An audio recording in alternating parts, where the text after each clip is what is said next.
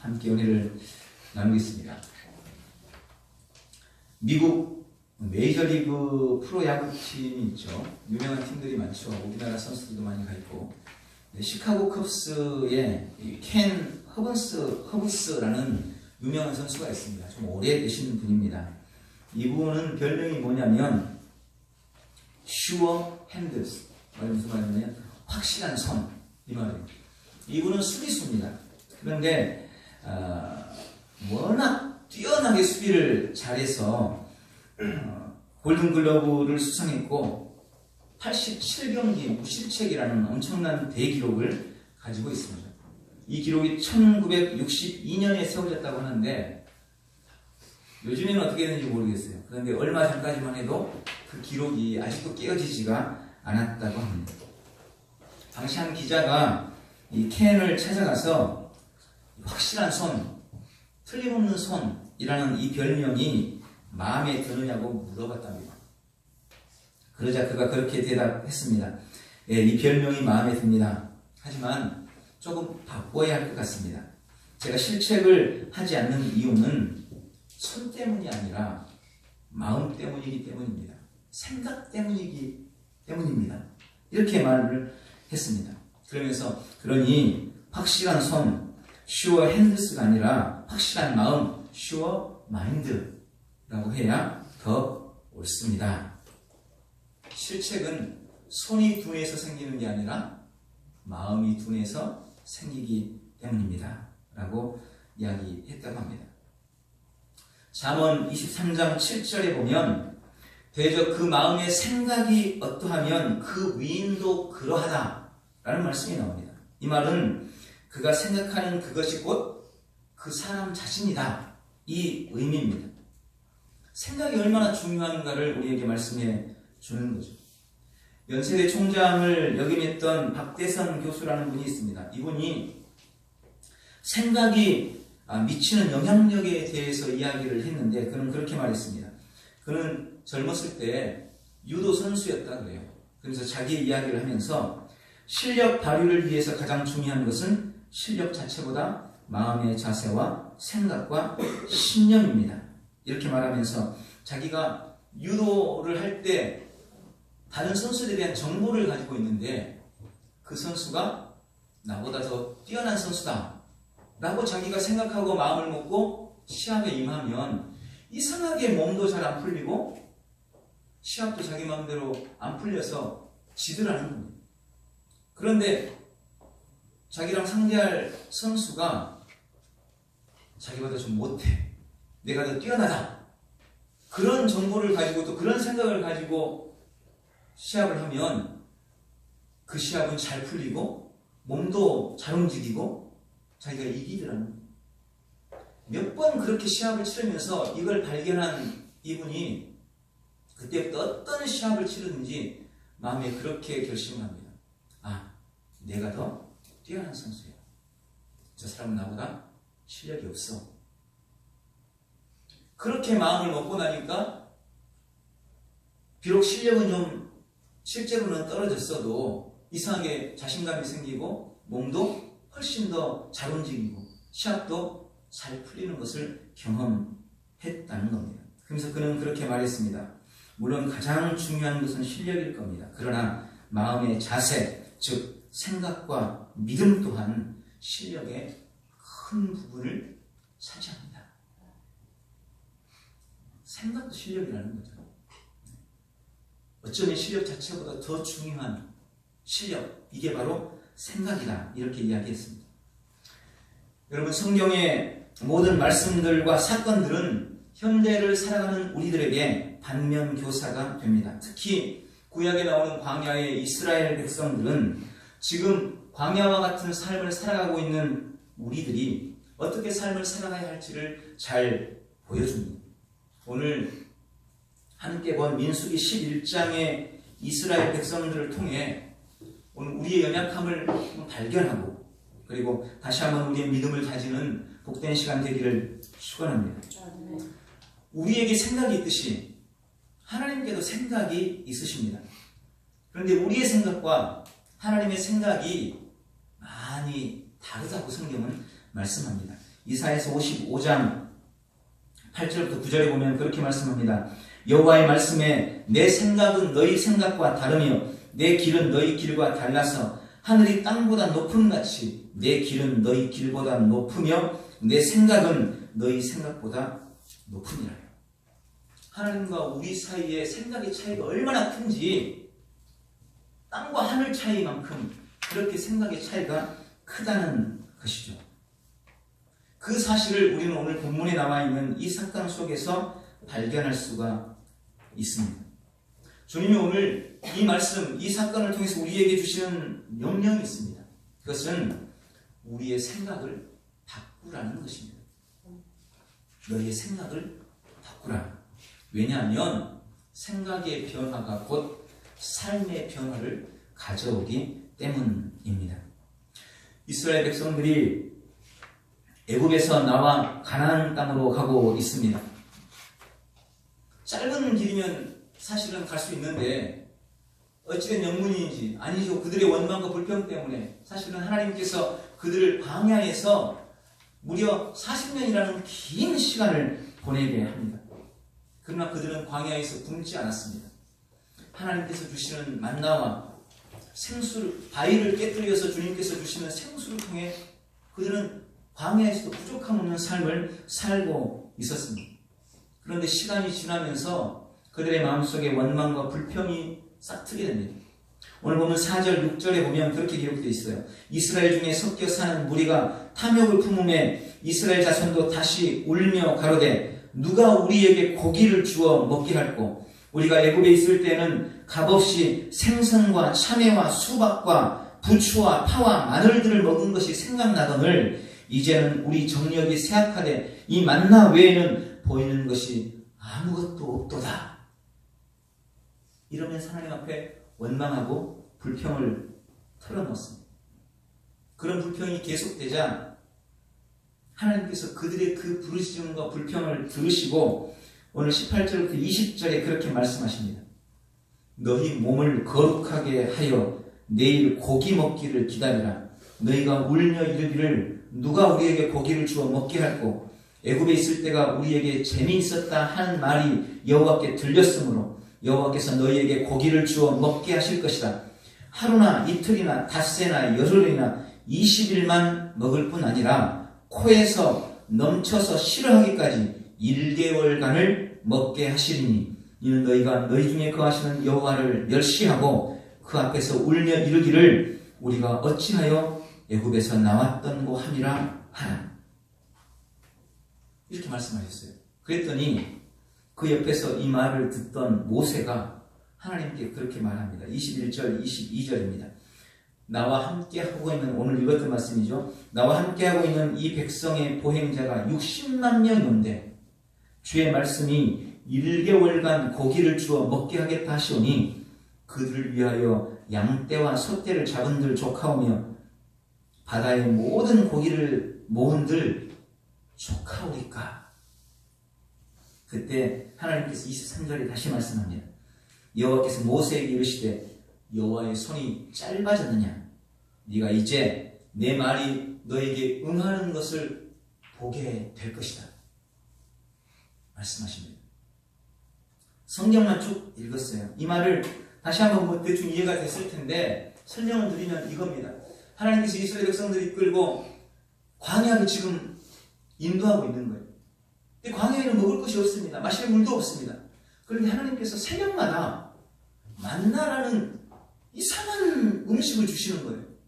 이것은 하늘에서 내려오는 하나님께서 주시는 양식이었습니다. 그걸 처음 먹은 이스라엘 백성들은 깜짝 놀랐습니다. 도대체 이렇게 맛있고 기가 막힌 음식이 어디서 났을까? 하나님이 주신 거예요. 매일 아침마다. 그리고 말씀합니다. 하루에 먹을 양만 거둬라. 사람 욕심이 많아서 이틀치를 거두면 그 다음날은 이 만나가 썩어버리는 거예요.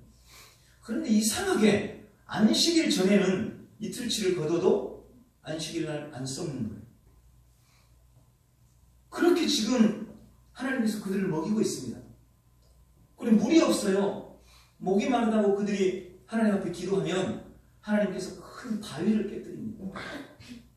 그럼 바위에서 물이 솟아났습니다. 그래서 그들이 지금 살아가고 있는 겁니다. 이게 얼마나 놀라운 은혜입니까?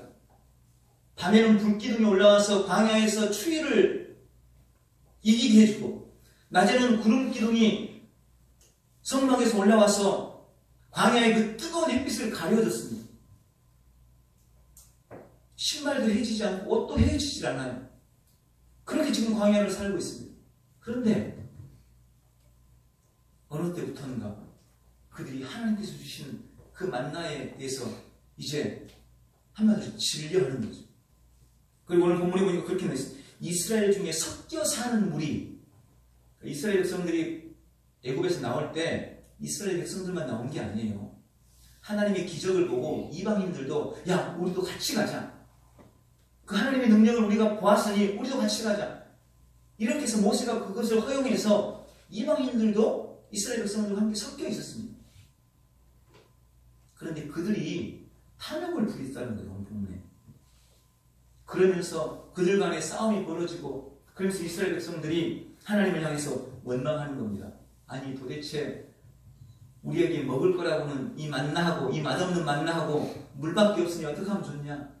야 옛날이 그립구나. 옛날 노예 생활을 할 때는 그래도 좀 노예이긴 했어도 힘들긴 했어도 값없이 고기도 주고 참외도 먹고 수박도 먹고 오늘 부추도 주고 마늘도 먹고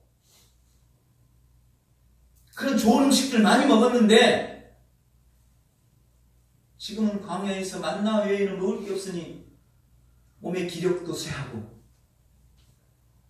먹을 게 없으니 어떡하니. 야 그 옛날 애굽에 있을 때가 좋았다 이러고 있는 거예요. 그러니 하나님이 그 소리를 들으니 얼마나 기가 막힙니까. 기껏 그들의 울부짖음을 듣고 애굽에서 그들을 건져내 놨더니 하는 말이 그때가 좋았다는 거예요. 마늘 먹고 부추 먹고 참외 먹고 수박 먹던 그때가 좋았다는 거예요. 고기 못 먹어서 여기서 못 사겠다는 거예요. 그러니 하나님께서 마음속이 기가 막힌 겁니다. 그래서 그렇게 말씀하시는 거예요. 그래? 고기가 먹고 싶다고? 그래? 그때가 그립다고? 알았다. 너희들 몸을 깨끗이 하고 이제 고기를 먹게 해줄 테니까 기다려라. 하루 이틀 아니야. 5일 10일 아니야. 20일 아니야. 내가 한 달 동안 너희 코에서 냄새가 나서 질리도록 내가 고기를 먹여주마. 이렇게 말씀하시는 거예요. 그러니까 옆에서 모세가 그 소리를 듣고 아니 하나님 이렇게 지금 그러는 거예요. 하나님 지금 이 백성이 장정만 60만 명입니다. 다 합하면 200만 명은 좋게 되는데 이 수많은 사람들한테 고기를 먹이다니요. 그리고 그것도 무려 한 달간을 어떻게 먹입니까? 우리가 끌고 나온 소나 양이나 염소나 이런 거 다 잡아도 택도 없고 바다의 물고기를 다 잡은들 이 엄청난 사람들을 다 먹이겠습니까? 주님 어떻게 그렇게 말도 안 되는 헛된 말씀을 하십니까? 약속을 하십니까? 이런 거예요. 모세도. 그러니까 하나님이 모세에게 말씀하시는 겁니다. 모세야 내 손이 짧아졌니? 너 지금도 기적을 보고 있지 않냐? 나에게 능력이 떨어졌냐? 내 능력을 의심하니? 봐라. 오늘 내가 한 이 약속이 어떻게 이루어지는가를 네가 보게 될 것이다. 그리고 그 이후에 쭉 말씀해 보면 그 다음날 갑자기 메추라기 떼가 날아옵니다. 어디서 날아오는지 몰라요. 메추라기 떼가 날아오는데 온 대지를 다 덮어버립니다. 아침에 눈 뜨고 나가보면 만나는 메추라기에 묻혀가지고 보이지도 않고 메추라기가 막 산더미처럼 쌓여있는 거예요. 날아와가지고 도망가지도 못하고. 그러니 처음에는 그들이 얼마나 좋았겠어요. 메추라기 고기 실컷 먹었겠죠. 하루 이틀 사흘 나는 고기만 먹고 어떻게 사람이 살아. 한 달 동안 질리게 하나님께서 먹였다는 겁니다. 그 내용이 오늘 본문에 기록되고 있습니다. 오늘 이 사건을 통해서 하나님의 생각과 우리의 생각이 어떻게 다른지, 그리고 우리는 어떻게 어떻게 생각하면서 어떤 생각을 하며 삶을 살아가야 할지를 몇 가지로 말씀을 해주십니다. 첫 번째로 우리는 늘 과거에 집착하며 삶을 살아가고 생각하지만 하나님은 늘 미래에 대해서 말씀하십니다. 오늘 본문의 이스라엘 백성들은 지금 과거를 그리워하고 있습니다. 그들이 애굽에서 먹던 고기를 먹던 그때, 부추를 먹던 그때, 마늘과 파와 수박과 참외를 먹던 그때를 그리워하고 있습니다. 그들이 노예 생활하며 살려달라고 울부짖었던 것은 까맣게 잊어버린 채 그저 고기 먹었던 그때만을 생각하면서 하나님을 원망하고 있는 것. 하나님께서 그들에게 약속한 젖과 꿀이 흐르는 땅 가나안에 대해서는 새까맣게 잊어버리고 자기들 노예 생활하던 그 과거를 생각하면서 그때만을 추억하면서 그때가 좋았다. 그때로 가고 싶다. 그때로 돌아갔으면 좋겠다. 지금 이 말을 하고 있는 겁니다. 우리나라 사람들도 흔히 그렇다고 사람을 판단할 때 늘 우리는 과거를 중요하게 생각합니다. 어찌 보면 그게 당연하다는 생각도 들긴 하지만 그래서 그가 어디 출신인지 어느 학교를 나왔는지 그렇죠? 어떤 집안 사람인지 이런 걸 자꾸 따져요. 그래서 그 사람을 평가합니다. 물론 사람은 그 사람의 마음을 읽을 수 없어요. 그의 미래를 예측하기가 어렵습니다. 그러니까 어찌 보면 과거를 가지고 평가의 기준을 삼는 것이 당연한 것처럼 여겨지기도 합니다. 또 과거가 없는 현재나 미래는 없는 겁니다. 그러나 그럼에도 불구하고 우리가 과거에 매여 있어서는 안 되는 겁니다. 그런 말이 있어요.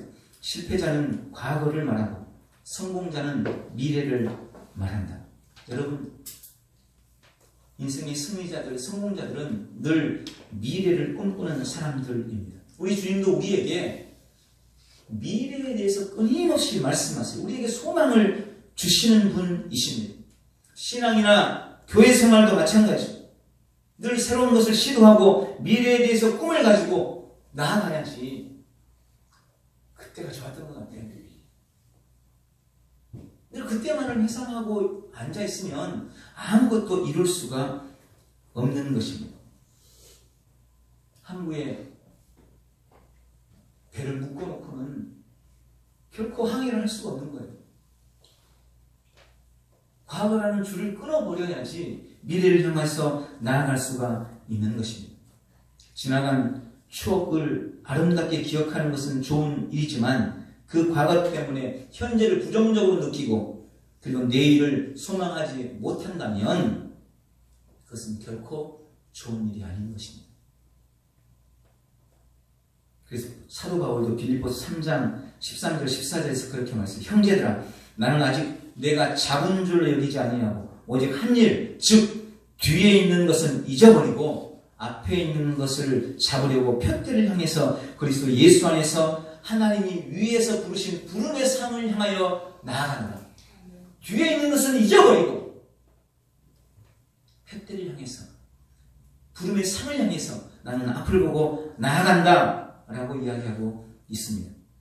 과거에 집착하는 과거만을 생각하는 것이 아니라 늘 미래를 생각하고 미래에 대한 소망으로 우리의 삶을 채워나가는, 우리의 생각을 채워나가는 복된 성도들이 다 되시기를 예수님의 이름으로 축원합니다.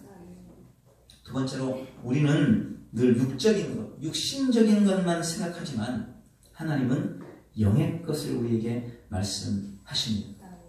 지금 이스라엘 백성들이 하나님 앞에 원망하고 또 하나님 앞에서 하고 있는 생각의 본질은 결국 다 육신에 속한 것들입니다. 먹고 마시는 거예요. 보세요. 오늘 이스라엘 백성들이 불평하는 소리를 들어보세요. 그 옛날 먹었던 것들이 그립다는 거죠. 그때 먹었던 고기가 그립고 그때 먹었던 수박도 그립고 그때 먹었던 참외도 그립고 부추도 마늘도 그립다는 겁니다. 먹을 것만 대해서 말하고 있어요. 그때는 다 값없이 그런 거 먹었었는데 하면서 육신적인 것만을 추구하고 그것만을 바라보고 그것만을 생각하고 있습니다. 하나님께서 주시겠다 약속하신 가나안 땅 적과 꿀이 흐르는 그 땅에 대한 기대감이나 소망은 어디에도 찾아볼 수가 없습니다. 요즘 우리는 어떻습니까? 우리가 주로 생각하고 우리가 주로 고민하고 우리가 꿈꾸고 있는 것들은 어떤 것들입니까? 요즘에 웰빙, 또 뭐 욜로 들어보셨죠? 욜로 인생. 욜로는 you only live once 뭐 이런 말이 돼요. 한 번뿐인 인생이다. 한 번뿐인 인생. 한 번뿐인 인생이니까 즐겨라. 이게 뭐 2012년도인가 어느 우리나라는 아니고 어느 가수가 불렀던 노래에 있는 가사랑 그게 욜로가 됐어요. 한 번뿐인 인생이니까 마음껏 즐기다 가자. 여러분 이거 결코 좋은 게 아닙니다. 한 번뿐인 인생 아니에요. 이 한 번의 인생이 영원한 다음 생을 결정하는 겁니다. 그러니까 마음대로 즐기다 가자가 돼서는 안 돼요. 웰빙 얼마나 고급스러운 단어입니까? 그런데 보세요. 단어만 좀 고상해졌지 결국은 다 먹고 마시는 문제예요. 의식주의 문제를 이야기하고 있는 거예요. 어떻게 하면 좀 더 좋은 집에 살까? 어떻게 하면 좀 더 좋은 옷을 입을까? 어떻게 하면 좀 더 좋은 음식을 먹을까? 옛날에는 그냥 무엇을 먹을까? 무엇을 마실까? 무엇을 입을까? 어디서 잘까? 어떻게 한 칸이라도 있으면 그것으로 만족하고 그것 구했는데 지금은 화장실 2개 돼야 되고 평수 더 넓어야 되고 지금은 명품 메이크업 입어야 되고 지금은 더 비싼 음식 먹어야 되고 수준만 달라졌지 결국은 먹고 마시는 문제, 의식주의 문제를 가지고 여전히 고민하고 그것을 구하고 추구하는 그런 삶을 지금 우리가 살아가고 있는 것입니다. 어떻게 하면 하나님을 기쁘시게 할 것인가? 어떻게 하면 우리의 영혼에 더 유익을 주는 삶을 살 것인가? 이것 가지고 고민하거나 생각하지 않아요. 히브리서 11장 5절에 믿음으로 에녹은 죽음을 보지 않고 옮기었으니 하나님이 저를 옮기심으로 다시 보이지 아니하니라. 저는 옮기오기 전에 하나님을 기쁘시게 하는 자라 하는 증거를 얻었다. 이렇게 말씀합니다. 여기 하나님을 기쁘시게 하는 자라는 의미가 하나님과 동행했다라는 의미입니다. 이걸 조금 더 해석해서 말하면 그는 늘 영적인 갈망과 갈구를 가지고 삶을 살았던 거예요. 그래서 주님과 동행할 수 있었습니다. 여러분 눈에 보이지 않는 하나님과 어떻게 동행할 수 있습니까? 영적인 갈망이 있으면 가능한 거예요. 그러나 현실만 바라보는 사람은 절대 주님과 동행할 수 없는 겁니다. 육신적인 것만을 추구하고 그것만을 생각하면 하나님이 보이지 않아요. 영적인 갈망이 있을 때 그때 비로소 하나님이 보이는 것입니다. 좀 본질적인 질문을 해볼까요? 영혼이 중요합니까? 육신이 중요합니까? 어린아들한테 엄마가 좋아 아빠가 좋아 뭐 이런 질문인 것처럼 여겨질지도 모르겠어. 우리의 신앙과 삶을 이분한다고 말할지도 모르겠습니다. 그러나 경중은 있는 거잖아요. 정말 중요한 게 있고 좀 덜 중요한 게 있어요. 영혼이 중요합니까? 육신이 중요합니까? 둘 다 중요하죠, 물론. 그러나 육신의 삶은 70년, 80년, 지금 잘 먹고 잘 살아서 한 100년. 그러니까 영혼의 삶은 말 그대로 영원해요. 그럼 여러분 어떤 걸 더 중요하게 여기겠습니까? 1시간을 중요하게 여기겠습니까? 24시간을 중요하게 여기겠습니까? 그럼 뭐 너무나 뻔한 거예요. 당연히 영혼이 더 중요한 거죠. 더더군다나 우리는 하나님의 자녀 아닙니까? 우리는 영원한 생명을 바라보고 추구하며 삶을 살아가는 존재들 아닙니까? 우리가 바라는 것은 이 땅이 아니라 하늘나라에 있다고 고백하고 있지 않습니까? 그런 우리가 우리의 삶을 살아가는 동안 늘 우리의 생각이 육신적인 것에만 머물러 있고 영적인 것에 대해서는 전혀 관심이 없다면 이건 뭔가 잘못된 거죠. 주님은 로마서 8장 6절을 통해서 우리에게 그렇게 경고합니다.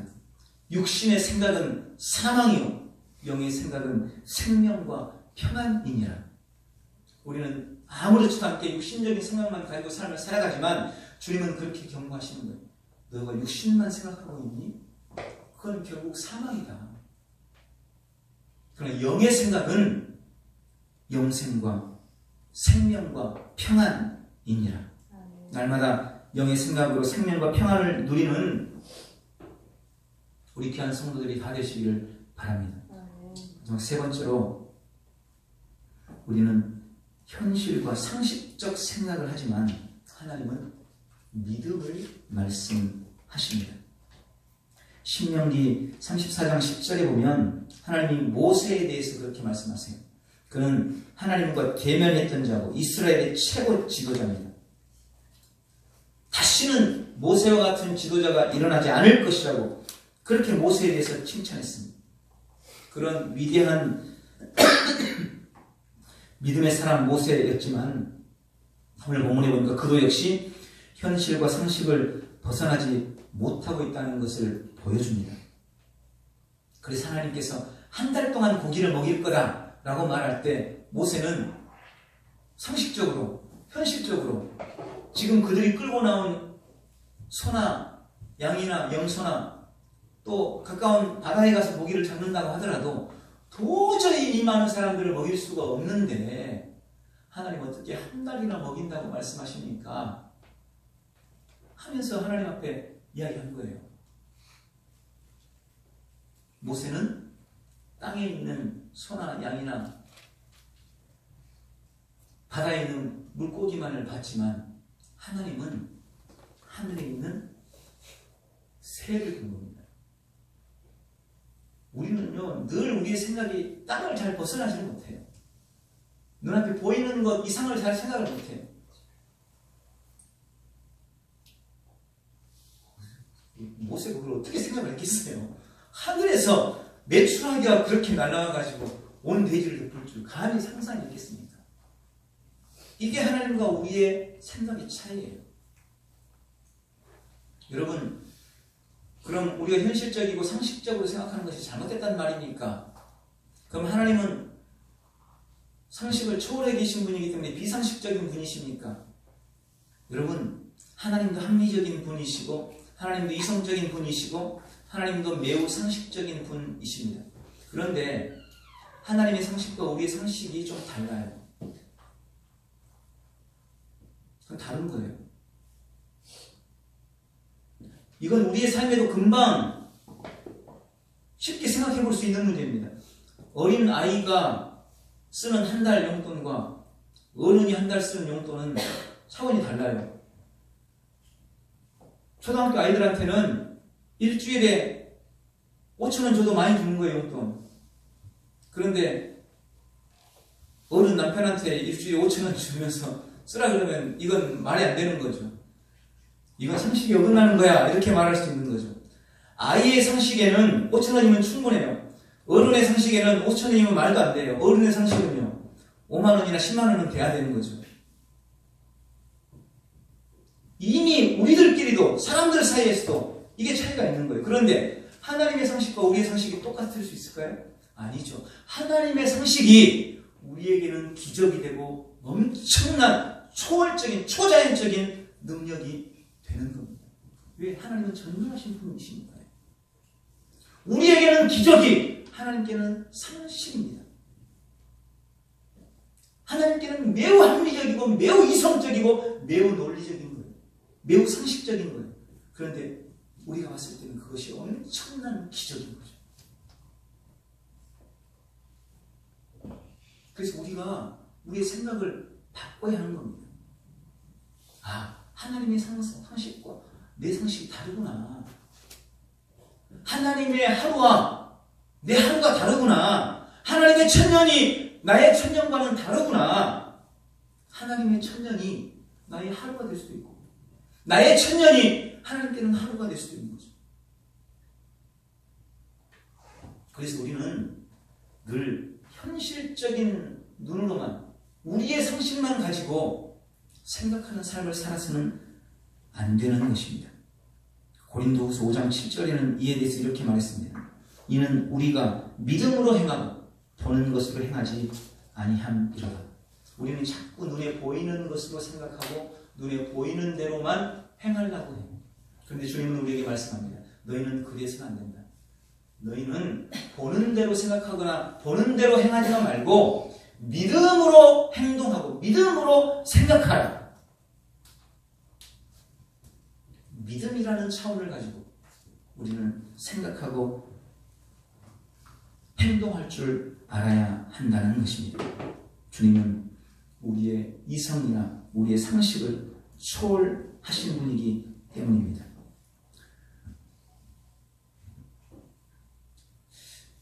시간이 없어서 긴 간증은 못하는데 국문학자요, 소설가요, 문화평론가며 대학 교수고 88올림픽을 연출하고 구상했던 공연 축제 기획가며 문화정책가요, 주요 신문의 논설위원이고 언론사 고문이고 초대 문화부 장관이고 이 시대 최고의 지성으로 불리우는 분이 있습니다. 그분이 이어령 교수입니다. 이어령 씨만 들어보셨죠? 이분은 참 똑똑한 사람이에요. 기본적으로 참 괜찮았던 사람이에요. 근데 이분이 자기는 어디를 가도 무신론자라고 고백해요. 자기는 무신론자. 그런데 그런 사람이 예수님을 믿게 됐습니다. 그리고 지금은 아주 신실한 전도자의 삶을 살아갑니다. 그분이 예수님을 믿게 된 결정적인 동기가 바로 딸 이민아 씨 때문입니다. 이 이민아라는 분도 매우 똑똑했던 분이에요. 그래서 미국 로스앤젤레스에서 지방 검사로 활동을 했던 여자였습니다. 근데 이 딸이 남편과 이혼을 한 거예요. 그리고 갑상선 암 판정을 받게 됩니다. 치료가 됐지만 다시 재발이 됐고 망막이 손상돼서 시력을 잃어버렸습니다. 거기다가 이 미나 씨의 큰아들이 사망했어요. 죽었어요. 어린아이가. 그리고 엎친데겹친격으로 둘째 아들마저 자폐아 판정을 받습니다. 그러니 이 딸이 얼마나 고통스러웠어요. 그런데 이 아버지가 이여령 씨가 자기 딸 이민아의 고통을 보면서 아무것도 해줄 수가 없는 거예요. 아무것도 해줄 수가 없는 거예요. 자기 딸을 고쳐줄 수도 없어요. 죽은 손주를 살려줄 수 없는 거잖아요. 자폐된 아이를 고칠 수도 없잖아요. 그래서 그 딸의 고통과 아픔을 고스란히 눈으로 그냥 보고만 있어야만 했습니다. 그런데 놀랍게도 이 이민아가 주님을 믿으면서 늘 기도하면서 그걸 이겨내가는 거예요. 그리고 어느 날 기도하면서 잃었던 시력이 회복되는 엄청난 기적을 경험하게 됩니다. 그런 모습을 보면서 이 아버지인 이어령 씨가 세상에는 내가 도저히 이해할 수 없는 정말 초월적인 이성을 넘어선 어떤 존재가 있구나. 그런 영적 세계가 분명히 있구나. 그리고 나는 바쁘다는 핑계로 우리 딸에게 아버지 역할을 해주지 못했는데 그 어떤 영적 존재가 나 대신 아니 또 다른 아버지로 우리 딸을 만져주고 있구나. 우리 딸을 돕고 있구나. 이걸 어느 순간 깨달은 겁니다. 그리고 그때부터 자기를 예수님 믿기로 결단을 해서 세례를 받습니다. 이민아 씨는 목사가 돼요. 나중에. 그러나 위암 말기 판정을 나중에 받습니다. 돌아가셨어요. 그럼에도 불구하고 지금 이여령 씨는 기독교계에 큰 영향력을 미치고 있는 신실한 크리스찬이 되었습니다. 나중에 한번 인터넷 찾아보세요. 이여령 교수 간증하면 다 나옵니다. 한번 들어보셨으면 좋겠어요. 여러분, 세상에는 이성을 초월한 우리의 상식을 넘어선 영적 세계가 있습니다. 그리고 우리는 지금 그 한가운데 존재하고 있습니다. 그러므로 우리의 생각이 현실에만 머물러 있어서는 안 돼요. 우리의 상식만 가지고 생각을 해서는 안 되는 것입니다. 주님은 오늘 말씀을 통해 우리의 생각을 바꾸라고 말씀하십니다. 과거 지향적이고 육신적이며 늘 현실과 상식으로 가득했던 우리의 생각을 하나님이 주신 약속하신 미래에 대한 기대와 소망으로, 그리고 늘 주님과 동행하는 영적인 생각으로, 그리고 현실과 상식을 뛰어넘는 믿음의 생각으로 우리의 생각을 바꾸라고. 그래서 생명과 평안을 누리는 복된 삶을 살아가라고 우리에게 말씀하고 계십니다. 오늘 그런 놀라운 은혜를 우리의 전 삶에 누려나가는 복된 성도들이 다 되시기를 예수님의 이름으로 축원합니다. 기도하겠습니다. 좋으신 주님, 늘 과거에 집착하고 육신적이며 현실적인 생각을 버리지 못하는 우리 어리석음을 용서하여 주옵소서. 오늘 주신 말씀처럼 약속하신 미래에 대한 기대와 소망으로 우리의 생각을 바꾸게 하옵소서. 늘 주님과 동행하며 기쁨이라는 영적 생각을 하게 도와주시옵소서. 현실과 상식을 뛰어넘는 믿음의 생각으로 하나님의 뜻을 이루며 이 땅에서 승리의 삶을 누려나가는 우리 온 성도들 다 되게 축복하여 주시옵소서. 예수님의 이름으로 기도하옵나이다. 아멘.